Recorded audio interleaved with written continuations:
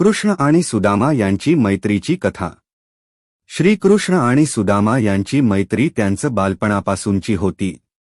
दोघंही ऋषी संदीपनी यांच्या आश्रमात शिक्षण घेत होते। शिक्षण घेता घेता ते खूप जवळचे मित्र झाले। कृष्ण राजकुळात जन्मलेला होता, तर सुदामा गरीब ब्राह्मण कुटुंबातील होता। पण त्यांच्या मैत्रीत कधीही वर्ग, पैसा वा अभिमानाचा अडथळा आला नाही।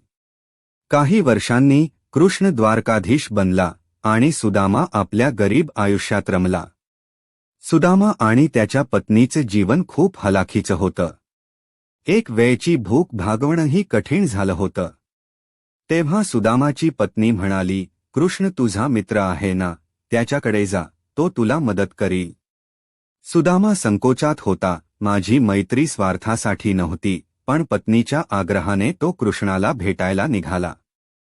त्याने कृष्णासाठी भिजवलेली पोहे एका छोट्या पिशवीत घेऊन चाल केला।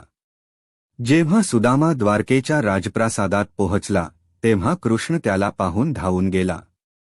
त्याने सुदामाला आलिंगन दिलं, त्याचे पाय धुतले आणि डोळ्यांतून आनंदाश्रू वाहू लागले। राजा असूनही श्रीकृष्णाने आपल्या मित्राचं स्वागत प्रेमाने आणि आदराने केलं। सुदामा श्रीकृष्णासमोर काहीही मागितलं नाही। त्याचं प्रेम निःस्वार्थ होतं। पण कृष्णाने त्याच्या मनातील गरज ओळखली। जेव्हा सुदामा घरी परतला, तेव्हा त्याचे झोपडीचं घर एक सुंदर राजवाडा झालं होतं। गरिबी नाहीशी झाली होती। खरी मैत्री ही संपत्तीवर अवलंबून नसते, ती भावनेवर आधारित असते। ज्यांचं हृदय शुद्ध असतं, त्यांचं रक्षण स्वतः देव करतो।